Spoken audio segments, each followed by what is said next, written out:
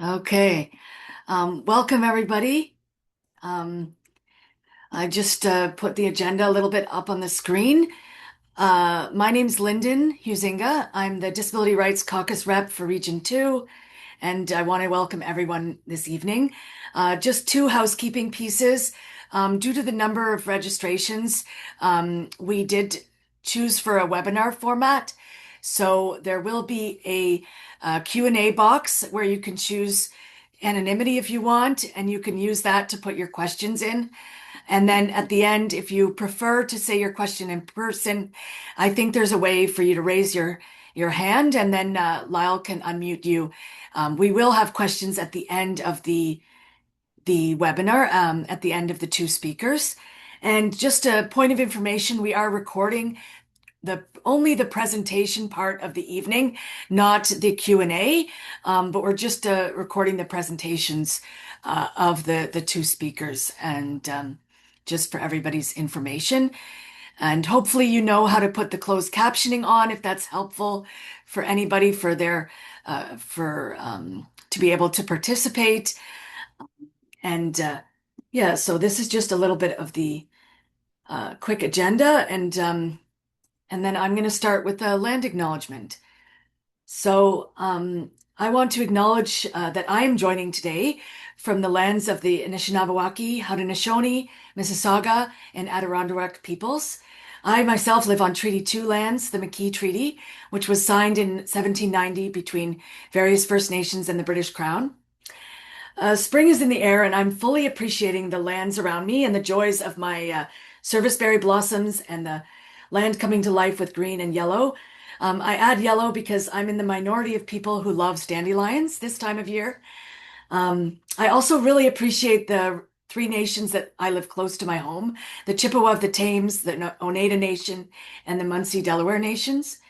And I wanted to say that as we speak today about psychological injuries in the workplace, I feel a necessary connection with psychological injuries in general and trauma of all kinds, and to remember that our First Nations, Métis, and Inuit neighbors have been exposed to so much trauma at the hands of the settler colony of Canada, that we need to recognize those far-reaching impacts and the steps needed to address this, as mentioned in the calls to action from the TRC and shared by communities and elders across the province and Canada.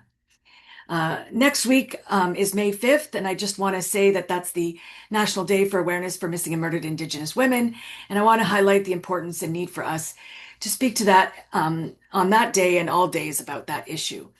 And I want to also add that it is well documented that when we talk about the things we'll talk about today, it is well documented that First Nations, Métis, and Inuit face additional barriers when accessing medical and governmental supports due to racism and discrimination present in the existing systems.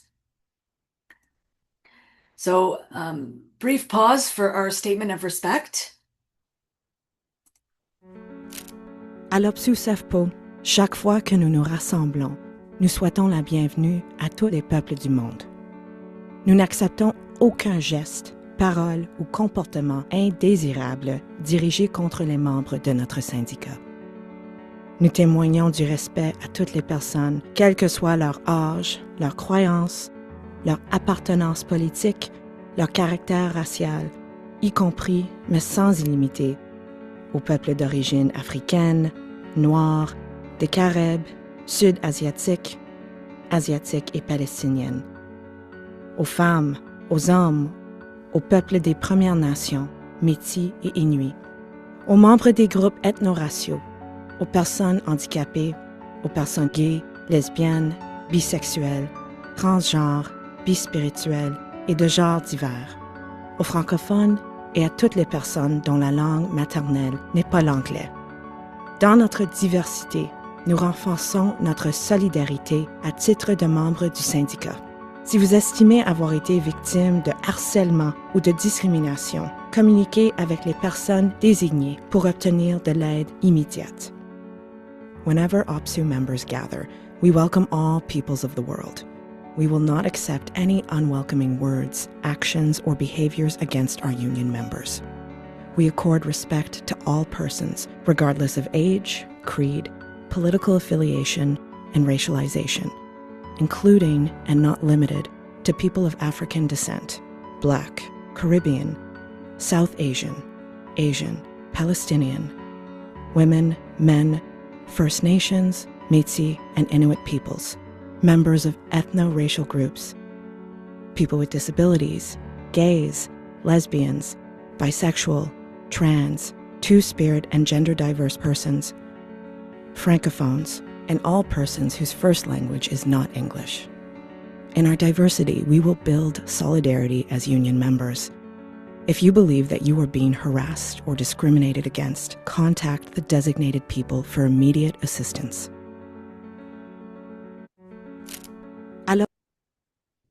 And for this event, Lyle is staff here with Equity Units, so he would be our designated a person for if you have any concerns regarding these. So we briefly have to endure me a little longer before we go to the speakers. So I just wanted to share that this event is being held on the week of National Day of Mourning, which was Tuesday, April 28th. This was intentional. We recognize this day of mourning, honoring those who have died and been injured on the job. There's an emphasis on talking about workplace safety, and this year again, we remember that psychological injuries are also workplace injuries. I added here, I was reading a message that Andrew Mudge, the director of Workplace Health and Safety Center, he wrote a piece about Day of Mourning, and he highlighted that the Day of Mourning is often associated with traumatic deaths and traumatic physical injuries, and rightly so. But if we are serious about ensuring workers survive and thrive, psychosocial health must be treated as a core occupational health and safety issue. So I wanted to just highlight why I felt we needed this workshop, why we needed the webinar, why we need to talk about psychological injuries. So first of all, workers are getting injured. We are taking time off, whether it's short-term or long-term. We are experiencing PTSD, CPTSD, anxiety, depression due to the work that we do. In organizing this, and even before, I spoke to correctional officers, child protection workers, paramedics, first responders, long-term care workers, and all sharing stories about mental stress injuries and having to take time off and having to apply for WSIB. So another reason is that mental health injuries are often invisible. These are invisible injuries, disabilities, and illnesses that we can't see, and this creates an additional hurdle to getting support. And for me, I can talk about stigma for, like, I could do a whole workshop just with how important it is to talk about stigma. And I feel like it's a big reason why we need these webinars. There's a lot of stigma around psychological injuries. We know that workers are fearful of disclosing mental health issues because they're fearful it'll impact their professional reputation, their relationships with coworkers, their job security. We know workers are experiencing negative interactions at work and they're facing discrimination. We know that people will hide their symptoms and struggle through. We know that sometimes people turn to substance use to help cope. We also know that people find it easier to not express their needs to their coworkers or their supervisors in order to get through, and this means that they're missing opportunities for support. We know that the stigma that exists influences coworkers, and people start to question if mental health illness is valid, or they use language that attaches hurtful labels. We also know that stigma impacts the workplaces themselves with absenteeism, decreased productivity, employee retention issues, and so forth. So there's just so many reasons why we need to do lots of things about it. So one of the things that I think we need to do, and that's what we're doing this evening with our great speakers, is educating ourselves and educating members about how to get information. We know that knowledge is power, and the more we talk about psychological injuries, the more we talk about how to get support and what support is out there, hopefully we can pass this on to everybody that we talk to and our members. We also need to acknowledge the emotions involved in all this. I think the social worker in me can't help but talk about how emotional it is to go through psychological injuries, how much there's layers of grief and anger and sadness, and how the more we talk about it, the more we demystify and we normalize, what people are going through. And we want to remember, or I always try to remember, how important self-compassion is, and that it's not as easy to get, and it's something that's really important if you want to become a better advocate for yourself. The importance of finding support, whether it's your union, your coworkers, your family, your faith, your support groups. We want to create a culture where we ask support, and that's a big part of this evening is bringing these speakers to share how to find that support within OPSEU and within our community. And hopefully that'll lead to advocacy and creating more safer workplaces and reducing the stigma around workplace injuries and around psychological injuries and normalizing getting help. Just normalizing that it's important and it's okay to be asking for help. We don't want any one of our members and any worker to feel alone and isolated. And we know that it's been happening. So we want it to stop as much as we can. And without further ado, I will pass it on to Chris. His bio was up earlier on the screen. He comes to us from the Injured Workers Community Legal Clinic and as an OPSEU member himself. And so he's going to share with us, why we came here tonight. So I will stop sharing my screen. Just before Chris takes it over, I see there's a hand from Sabita. Sabita, there is a Q&A if you want to put a question or comment into the Q&A. Otherwise, we can turn on your microphone if you have a burning question that needs to be asked before we start. And if it's a mistake, you can press the lower hand button to lower your hand. Since I don't see it lowering, I'm going to allow you to talk. You should see a pop-up saying that you can speak now. Sabita, go ahead. Looks like you muted.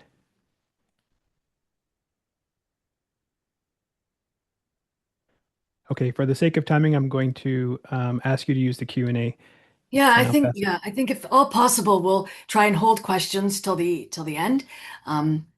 And maybe use the Q&A box and then we'll unmute people at the end. Great, thank you. Okay, if you want to share your slides, Chris.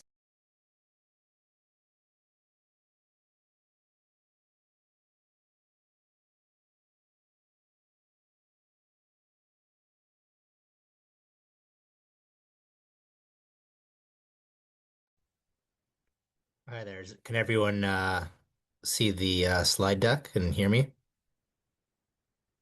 Yep, I think Yes. you're good, Chris. You're good. Okay, perfect. All right. So yeah, thanks to Lyndon for organizing this event tonight. I think it's very valuable. And it's issues that are a bit more challenging to talk about, than your typical maybe, physical injury in some instances. Because as Lyndon mentioned, there still is that stigma, related to mental health and psychological injuries. So before I get started, I just wanted to advise that the presentation isn't legal advice. And if you do require legal advice, assistance, contact your local or your union. All right. So there we go. All right. So I'm going to do a very quick overview of WSIB because I always take the position that when I'm doing a presentation to a large group like this, that people aren't going to have, the background, especially if they've never engaged with WSIB before. So if you get injured at work, you may be entitled to lost wages for an injury or an illness that could be like an occupational disease. Um, Most workplaces are covered in Ontario. The last percentage I saw was about 75% of the workforce, which is way too low. Other provinces, the rates are 80, 90, 95%. So it's not good that we're so far behind. WSIB is paid exclusively by employers and earnings on investment income and fines and penalties that are levied on employers for things like claim suppression. So there's a misnomer that, WSIB is paid for by the government or it's taxpayer dollars. It's not. It's funded by employers. So workers did give up the right to sue for a workplace injury, generally speaking, in exchange for compensation benefits for work-related injuries, and that's known as the historic trade-off. So the system in Ontario was quite revolutionary at the time, and it influenced the rest of the country and other countries across the globe. WSIB is a no-fault system. So the reason why you got injured doesn't necessarily matter in most cases. So just quickly, so the loss of earnings rates based on 85% of your net average earnings.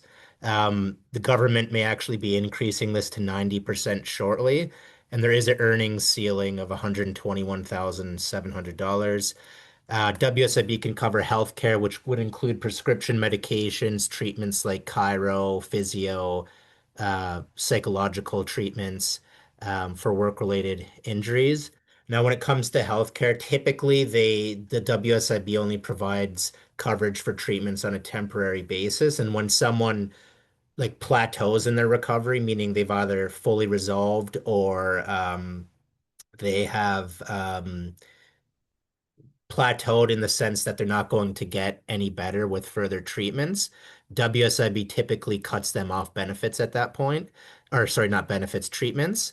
And the only way they can get treatments again is if their condition worsens or deteriorates, or if the board accepts that they require maintenance treatments on an ongoing basis to sustain, their ability to work, for example. If someone has a permanent impairment, they can get a one-time lump sum non-economic loss award. It's the closest thing WSIB has to pain and suffering because there is no pain and suffering. But if you've ever dealt with WSIB or know anyone that has, like no one is satisfied with these Nell awards that are issued, and most people are insulted that what they receive from WSIB. So you can get the Nell award for a physical injury, but also a psychological one. WSIB can assist in the return to work process, and many times they'll try to force people back to work. And in relation to psych injuries specifically, the psychologist might say, you're totally disabled, unable to work. WSIB will often just ignore that and say, well, we need specific limitations or restrictions. And if there's nothing specific outlined, then we think you are partially impaired and that you can perform suitable work, despite what the medical expert states. So that's a frequent occurrence, unfortunately. And if someone can't get back to their pre-injury job or they can't be accommodated with their pre-injury employer, WSIB can provide work transition services, which could include like skills upgrading, job search assistance. It could include college or university educational opportunities. Often people get sent to private career colleges for, a 6-month course to be a customer service representative or something like that. So that's just the context. And just some basic tips. If you get injured, report your accident to your coworkers, to your employer immediately. Seek medical attention after the accident immediately and report to the WSIB as soon as possible. You do have a 6-month deadline, but the longer you wait, the more challenging it might be to get the accident accepted as work-related. And when you get decisions from the WSIB, and you can get many decisions, always complete and submit the intent to object form, ITO, to protect your ability to appeal that decision or decisions in the future. And the ITOs are required for each decision with a time limit. And the time limit to send in that form, it's either 6 months or 30 days. And the form itself could take 5 minutes to complete. So it's the first thing we do when we get decision letters in the mail at our office. If time limits are missed, you can request an extension, and the WSIB can grant that.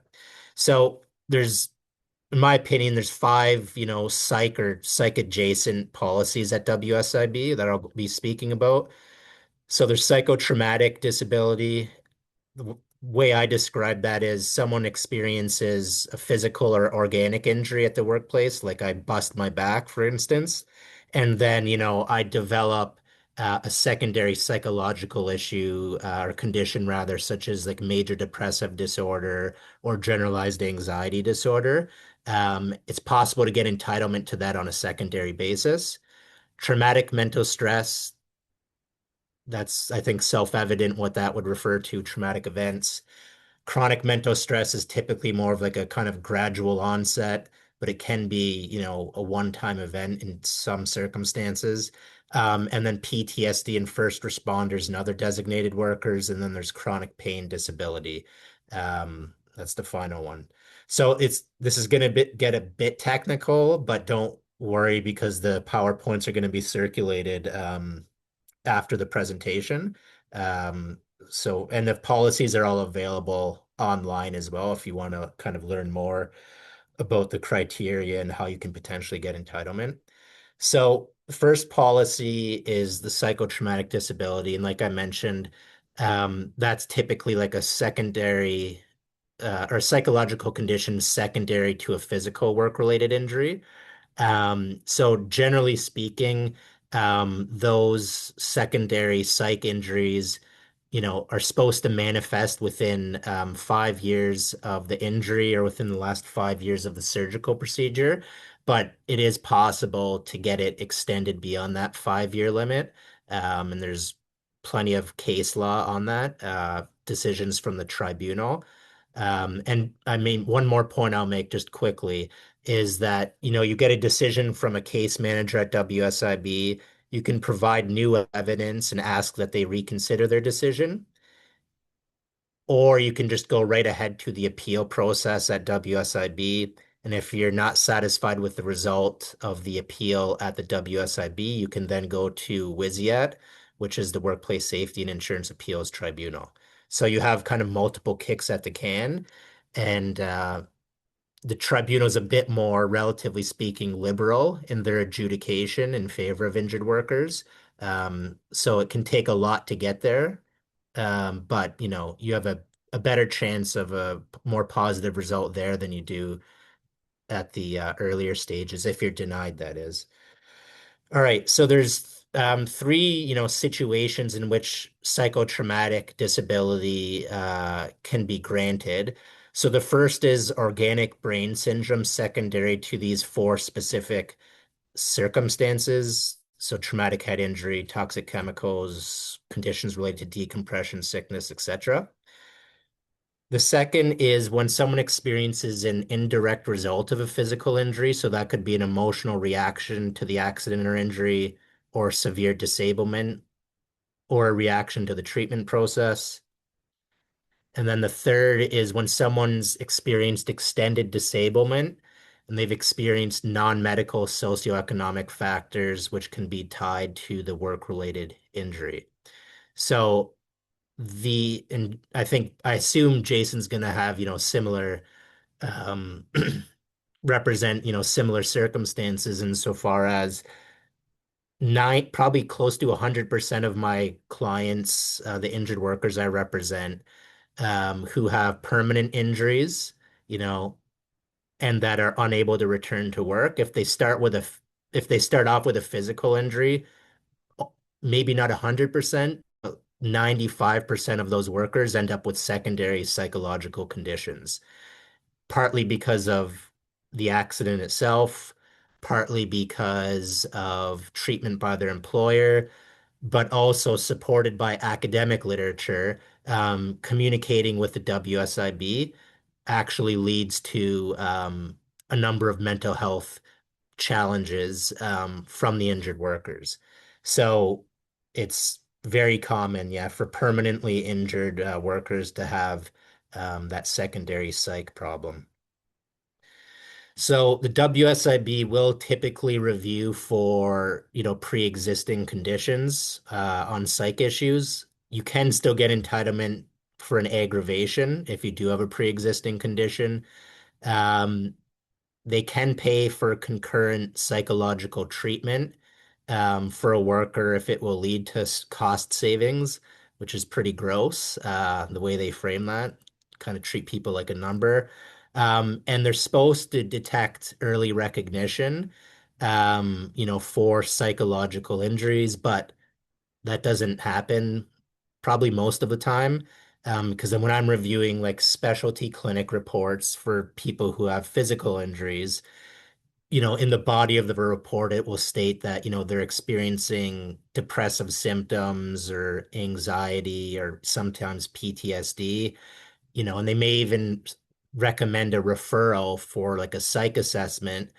Case managers either deliberately overlook that information because it will complicate what they're doing with the claim, or they just don't see it.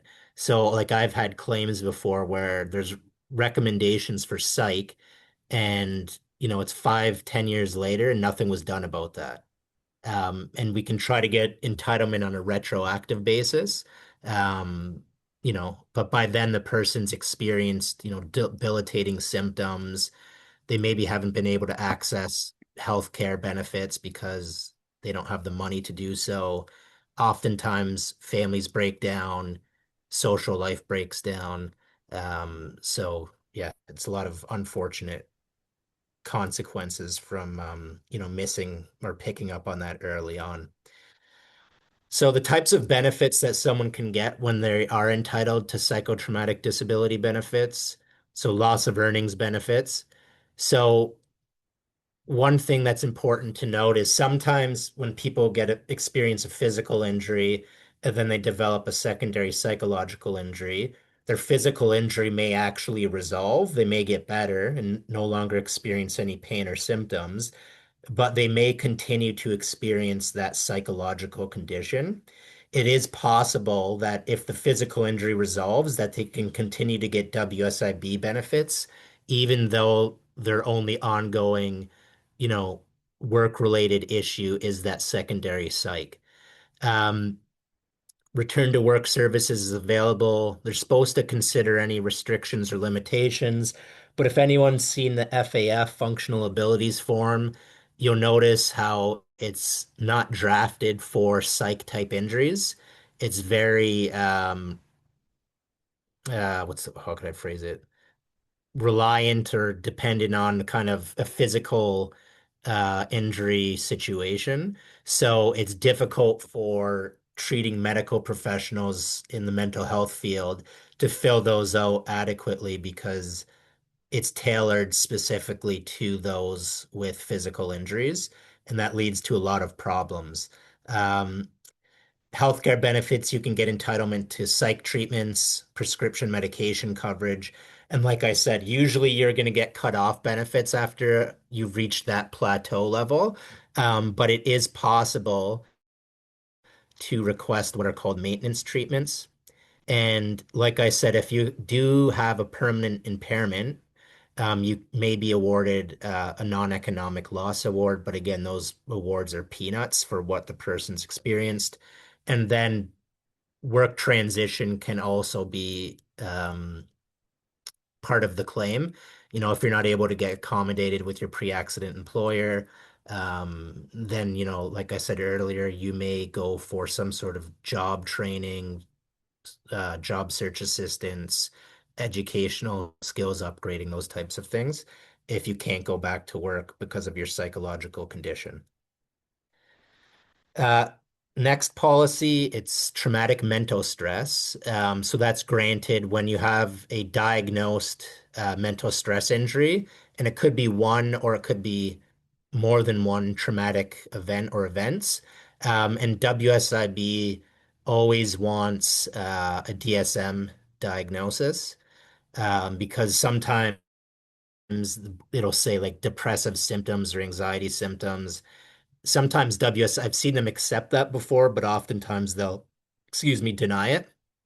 Um, so the case manager eligibility adjudicator at the WSIB, they have to be able to identify that one or more traumatic events occurred.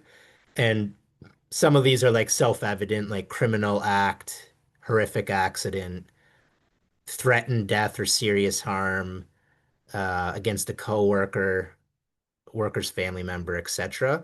Um, this is not an exhaustive list, so the policy just provides some basic scenarios, but there could be other circumstances which could be considered to be traumatic. It has to be like typically anyways, sudden and unexpected. Um, and regular employment type decisions is not going to be allowed. So, if you are experiencing generalized anxiety disorder because your employer has, changed your shift around and put you on maybe nights or weekends or something like that. Even though your condition results from something related to work, the WSIB won't accept that. So there's a big kind of discrepancy with respect to physical injuries and psychological injuries. If you have what, people may consider to be a less serious physical injury or something that's pretty minor in nature, you can get entitlement for that physical injury. But as it relates to psych, the WSIB will often deny, or they will deny if it's just a basic employment type decision. So the event, it has to be clearly and precisely identifiable and objectively traumatic to what the board considers to be a reasonable person. So the event doesn't necessarily need to be corroborated by other witnesses. But obviously, if you do have evidence that can corroborate your version of events, that would be helpful. And it can be the cumulative effect of traumatic incidents. So it could be the most recent event, even though it may not necessarily be, more traumatic, relatively speaking, than prior incidents. So when the WSIB is making their decision on traumatic mental stress, it has to be based off a balance of probabilities. So, that balance of probabilities is like more likely than not, 50% plus one, it's likely to have happened that the event or events or cumulative events arose out of and in the course of the employment and caused or significantly contributed to an appropriately diagnosed mental stress injury. So I'm using some of this is legalistic, I know, but it's important because generally speaking, at WSIB, when you have to prove causation, the legal test is what's considered a significant contributing factor for every policy with the exception of chronic mental stress, which we'll get into. So there's a higher threshold for those types of claims, and there's a definition for significant contribution. So with that test, it doesn't have to be the primary reason that someone's been diagnosed with a condition. It just has to have caused more than a minimal contribution, right? So that leaves, some leeway for a worker to get entitlement. So like I mentioned, you need a DSM diagnosis, could be acute stress disorder, PTSD, adjustment disorder, etc. And the people who have to provide that, it could be a physician, psychologist, psychiatrist, nurse practitioner. So chronic mental stress. So, and Jason can maybe add a bit more information to this at some point, but I think it was in 1998, the Mike Harris government excluded chronic mental stress from WSIB entitlement. Prior to that, someone could get a claim accepted for chronic mental stress. It was, from my understanding, very challenging, but that was a possibility. Harris came in, introduced a poison pill bill that reduced wage loss benefits for workers, reduced pension payments, a whole host of other awful provisions.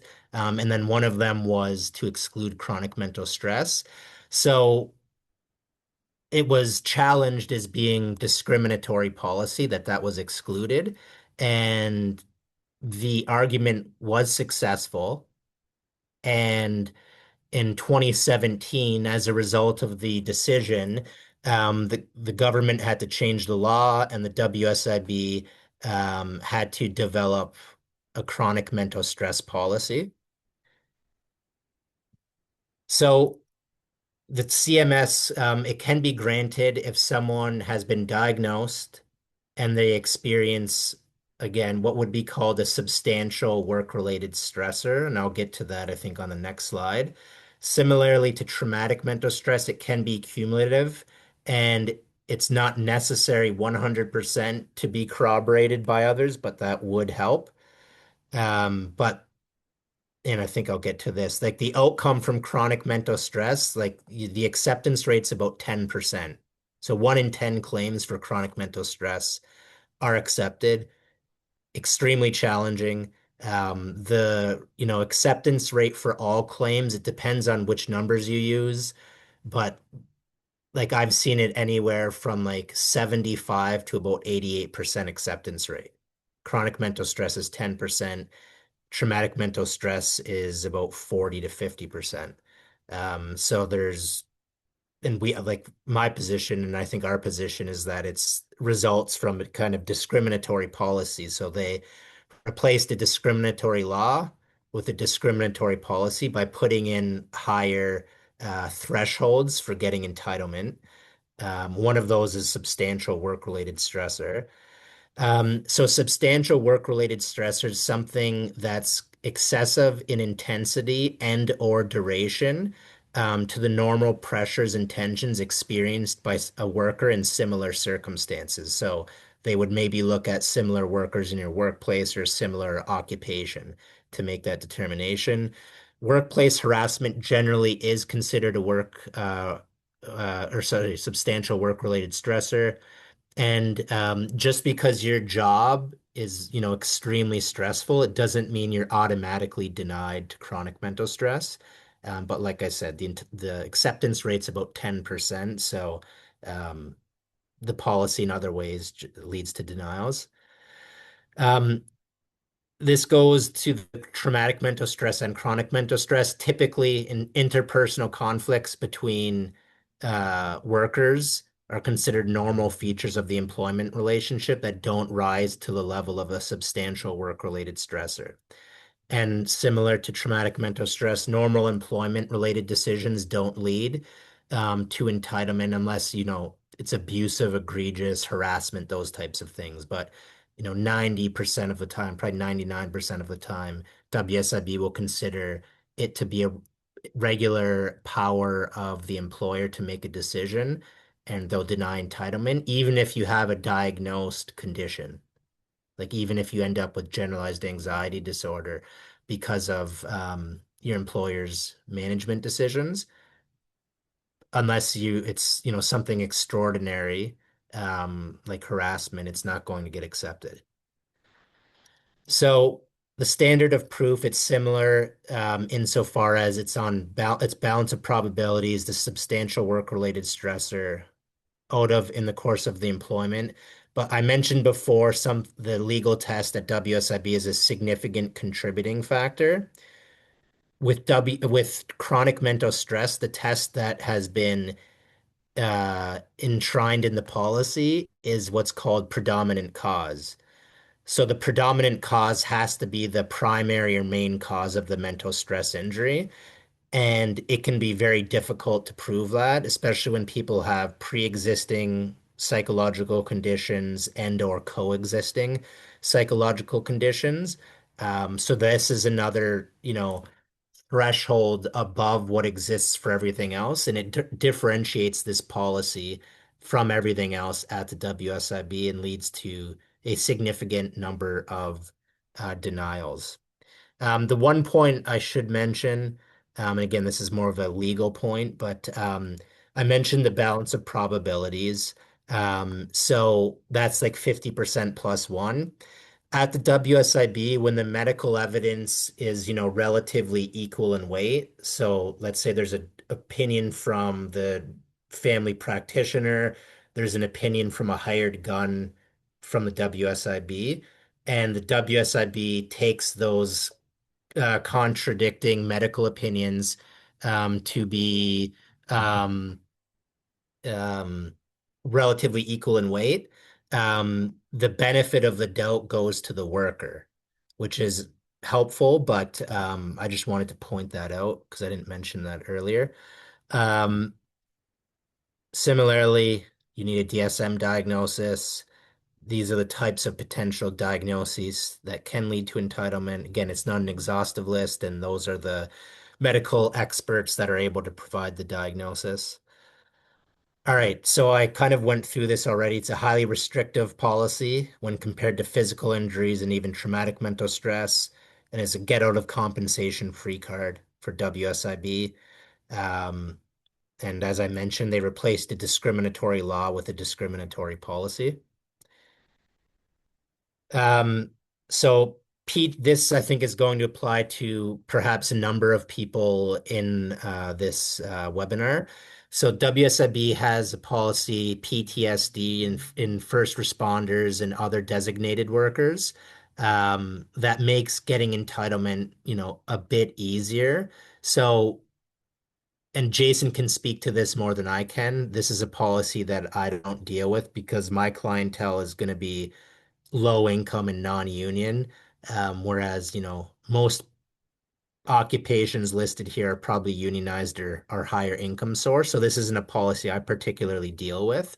But when the WSIB has a policy about a presumption where it's something has been presumed to arise out of and in the course of employment, unless the contrary is shown, it means that like if I'm a firefighter and I have PTSD, properly diagnosed and I report that to WSIB, um, and there's like a incident I can relate to getting that diagnosis, it's presumed to have occurred out of and in the course of employment. So it makes it, relatively speaking, um, a bit easier to get entitlement.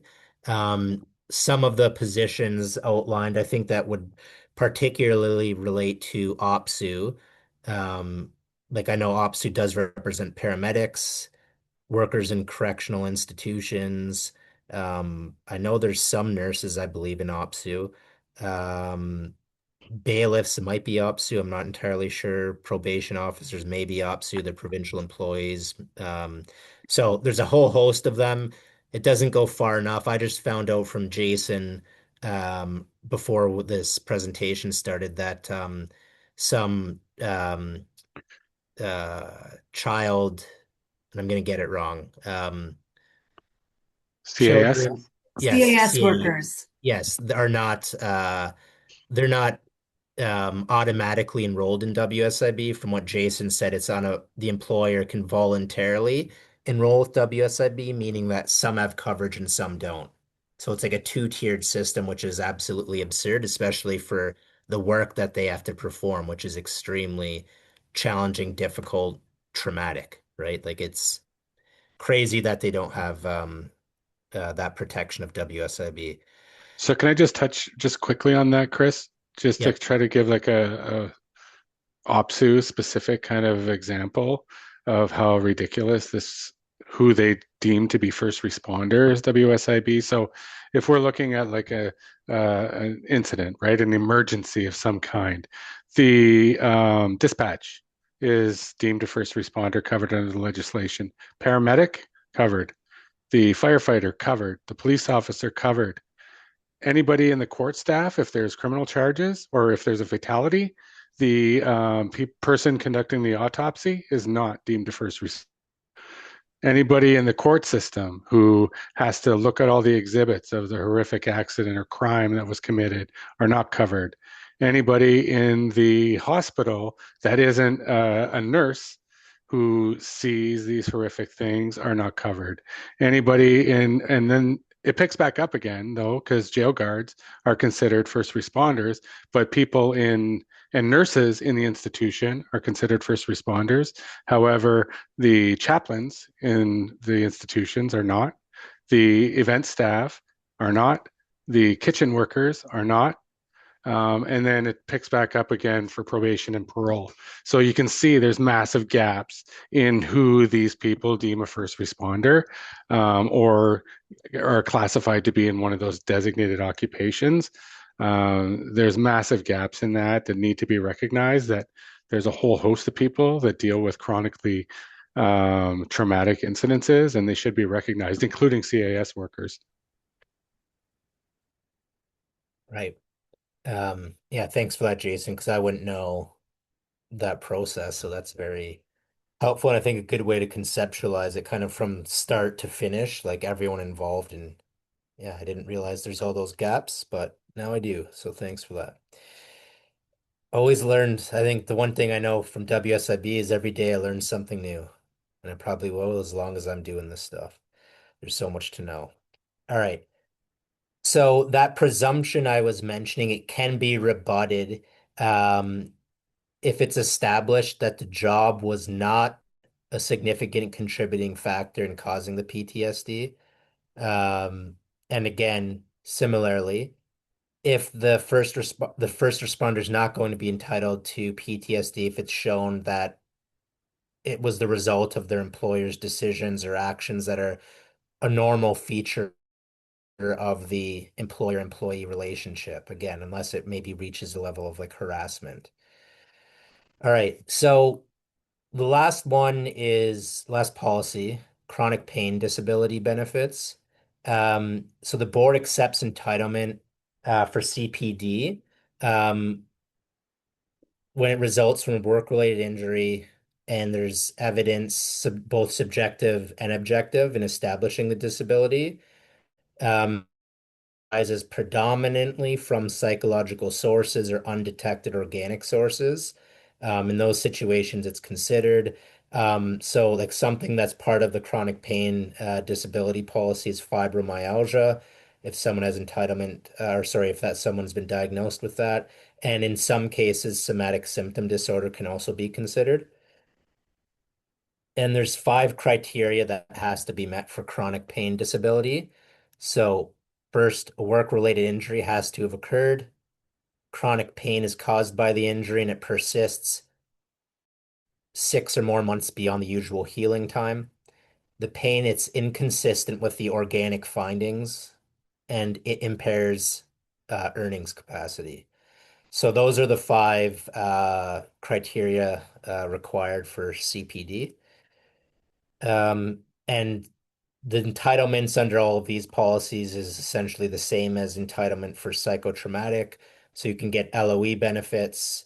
Um, Again, if you have medically recognized limitations, restrictions from a treating medical professional, those have to be incorporated into any return to work plan, right? So, if someone has PTSD, for instance, maybe they're not able to go to a specific work site, right? That might be like a limitation or restriction. So that's something that might be possible.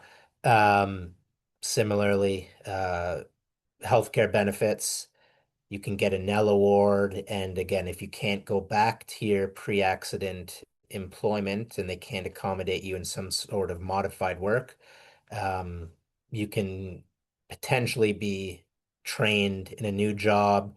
And then when you've been retrained, even if you're not employed at the end of that process, the WSIB will deem you and deduct the wages from that imaginary job that they think you could work, even if you're not working that, from your pre-accident earnings. So like if someone's like an easy way to think about this is if someone's a lower income worker and let's say their pre-accident earnings are $22 an hour. They can't go back to that job. They have to get retrained in a new job. And let's say it's customer service, and the earnings for that job in that labor market are $18 an hour. Well, basically, they're going to deduct the 18 from the 22, and the person gets 85% of the difference, essentially. So their benefits are largely wiped out, even if they're not actually employed in that position that WSIB considers to be suitable. And even if their doctor says this work is not suitable for a variety of reasons. So, like I mentioned, what happens with psych often is the claim, or sorry, the WSIB will consider modified work to be appropriate and that the worker's partially impaired. But, there could be 3 medical reports from a doctor, a psychologist, a psychiatrist stating that this person's completely unable to work from a psychological perspective. WSIB in some cases will just deny that. Completely absurd. They have no medical training, but case managers don't like to always grant entitlement to psychological injuries, and they don't like to allow entitlement for loss of earnings for psychological injuries. Um, so they'll look for ways to weasel out to save a buck. So I'm not going to go through this, but I just have some FOI data I got on allowed and part denied rates for appeals for psychotraumatic disability appeals at the WSIB and the tribunal. Traumatic mental stress, again, appeals at the WSIB, appeals at the tribunal, and then chronic mental stress as well. I already kind of went through this. Chronic mental stress is the most difficult to get accepted. And you can even see when people go to the tribunal, the acceptance rates are still quite low, and there's very few there, partly because the policy was just introduced in, I believe, 2018. But most people unfortunately give up because the psychological damage that was done through the accident, and then to add insult to injury, the psychological injury that the WSIB then causes. So a lot of people experience though a worsening in their condition or a new condition. And like I mentioned, that's documented in academic literature. Injured workers navigating the workers' compensation system end up with a psychological disability. Um, okay, good. I actually included a link to a report about that from 2022. So the Institute for Work and Health found that injured workers who report poor treatment by case managers face higher risk of serious psychological distress. And then there was an article in the Toronto Star about the um, very low acceptance rate, high denial rate for chronic mental stress, and why we think it's a discriminatory policy. I think that is it. So I will stop sharing now. So thanks again for the opportunity to speak today. Thank you so much, Chris. And a few questions came about the slides, and of course, we will be sharing those with everyone on our email that registered. So Jason Patterson works for OPSU as staff in the Worker Safety and Benefits Unit. So Jason, if you want to, I don't know if you have slides or if you just want to take it away. I have no slides. I'm just a No. rambler. I just Go ramble. ahead. Chris, for all of that. I mean, this is like vital information that we all need to know, especially as union leaders, helping our members. Um, just a couple things. I want to like focus mostly on the OPSU specific, like what we're kind of working on. But I just want to touch on a couple of things that I notice in these claims. Chris covered almost everything. And you feel free to, jump in, Chris, if you've experienced this as well, or if you have a different experience. A lot of times, especially when we're dealing with the first type of injury that Chris talked about, which was the psychotraumatic disability injuries that result usually from a physical injury. A lot of times what I see is that WSIB will pay for maybe some psychological sessions, but they will not actually make an entitlement decision on the psychological piece of the injury. So it's a way to try to treat you a little bit without actually recognizing that component of the injury. So it's important that if you are experiencing a psychological injury as a result of either a traumatic brain injury or extended area levels of disability, things like that, that you actually get in writing the entitlement decision for that psychological component of the injury. We often see that where they'll grant a piece of healthcare, but they won't actually recognize the injury as work-related. So if there's an issue down the road, that is a barrier to return to work. If you don't have entitlement for that piece, you may not get support from WSIB for that psychological piece if you need it. Jason, if Go I ahead. could just add like on that policy as well, it just made me, I have experienced that. Something else the WSIB likes to do when they actually grant entitlement to psychotraumatic disability benefits, they'll often say, misinterpret the policy because the policy states, these benefits are typically provided on a temporary Temporary. basis. So case managers, even if they do allow entitlement, they'll say, well, the policy says it's only temporary. Therefore, I think your condition resolved, even if you require ongoing prescription medication coverage, ongoing treatments, nothing has changed. They just say the policy says it can be temporary, so therefore I think it is It's temporary. always temporary. Yeah, exactly. I see that too. And often another piece of that is when the physical injury resolves, oftentimes they'll like rescind entitlement for the psychological piece at the same time, even though the psych piece may be lingering, right? So those are definitely important points as well. Thanks for bringing that up. Just specifically to what OPSEU's working on, I know we only have like half an hour left, so I want to leave time for Q&A. I was trying to like live tweet some of the answers while we were going to try to get, as much information and open it up for additional questions. Hopefully you have lots, but just some things that OPSEU's working on as it pertains to mental stress injuries. Chris talked about the chronic mental stress policy and how restrictive that is and how difficult it is to get entitlement for that. OPSEU is actually moving forward with charter challenges. We've got the go-ahead to challenge claims that have been denied for chronic mental stress based on the predominant cause. It had to be the predominant cause. We think that's too restrictive. Every other policy in the WSIB talks about significant contribution. This is the only policy that requires that the work injury is the predominant cause of the psychological diagnosis. Chris, you look like you wanted to add something to that, no? No, that's great. I'm pumped up about that legal challenge because we have our own legal challenges, so we're kind of busy right now, but I'm glad someone's taking it forward. Before I forget though, I would just mention, are you aware of the BC decision from last year? Yep, Okay. yep. Yeah. So we're looking for a leading case on the different components, like the substantial work-related stressor piece, the piece that carves out employer actions and decisions like demotions, increases in job in workload, right?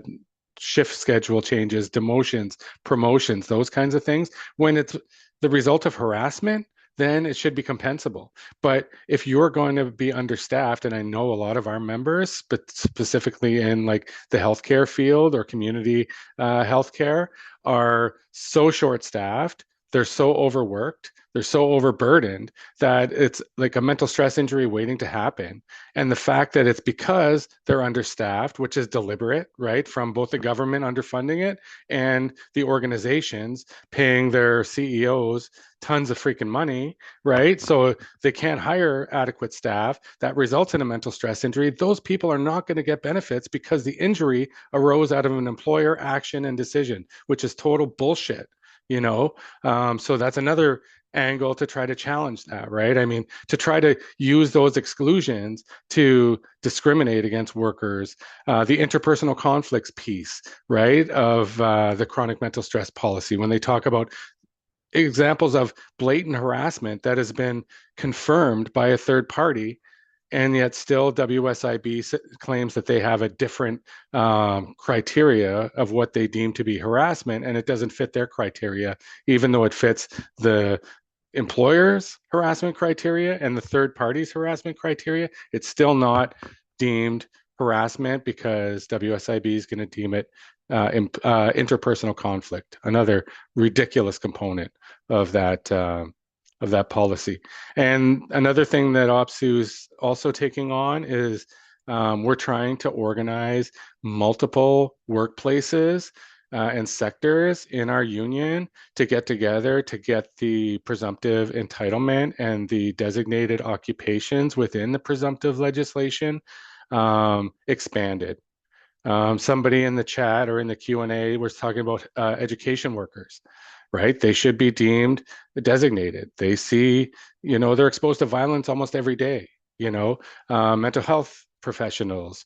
If they're not nurses, they're not deemed first responders in, addictions and mental health facilities. People in hospitals that aren't nurses or doctors, right? People, lab techs, security guards, those people, they should be covered. Court staff, they should be covered, right? People inside the institution that currently aren't covered should be covered. So we're trying to expand the list of occupations. In my view, every occupation, if you develop PTSD, it should be presumed to have arisen out of your employment and benefits should flow. Amazingly, Saskatchewan is the only province in this country that has that presumption for all occupations. We don't have that. So we're not only trying to expand the list of occupations that are covered under that presumption, but we also want to expand the number of diagnoses that are covered under that presumption. Right now, the only way, even if I'm a first responder, like a designated occupation that's deemed a first responder, if I don't have PTSD, like if I'm exposed to a bunch of things and I develop an anxiety disorder, it's not presumed to have arisen out of my employment. I have to go through the traumatic mental stress policy to get it accepted. The only time I'm going to get the benefit of the presumption is if it's a post-traumatic stress disorder diagnosis, and only if that diagnosis is provided by a psychologist or a psychotherapist that's supervised by a psychologist. So there's gaps that need to be filled in terms of occupations and in terms of diagnoses that need to be recognized as occupational as a result of exposures to trauma repeatedly, chronically. So we're currently working on that as well. We have some employers on board, but if you're interested in that, get a hold of us. And if you're interested in getting a campaign going or getting involved in the campaigns that are already going, let us know. In terms of like assistance from our office, just a quick overview. I don't know if I can leave it in the chat, but if you need assistance with a WSIB claim, like if you have just general questions, because we can't get into giving legal advice here tonight, but if you have general questions about your claim, you can email us, and I'm going to just type it in the chat. I typed it in this Q&A, but it's probably easier to have it in the chat. So if you email us at workersafety@opsu.org and just notify Melody, who's incredible. She's our colleague. She's our like first responder in our office. It'll go to her and she'll direct it to one of us, and we'll reach out to you as soon as possible. If you need assistance with an appeal, we can help with that. We do have a long queue for representation because there's 4 of us for the province. So, once you get your file, we'll get you to send it to us and it'll be placed in our queue for review. We're kind of limited to only taking claims that have a reasonable chance of success. So if there's really no chance of a successful outcome, but there's maybe missing medical evidence, we'll maybe try to gather that medical evidence, or we'll let you know why we can't take it forward and the reasons for that. Generally speaking, though, we're looking for reasons to take it. Nobody in this unit is looking for a reason to like close your file and send you away. So utilize us. I know, we're not advertised as well as we should, but we are here and we are like eager to help you out. So definitely take advantage of that.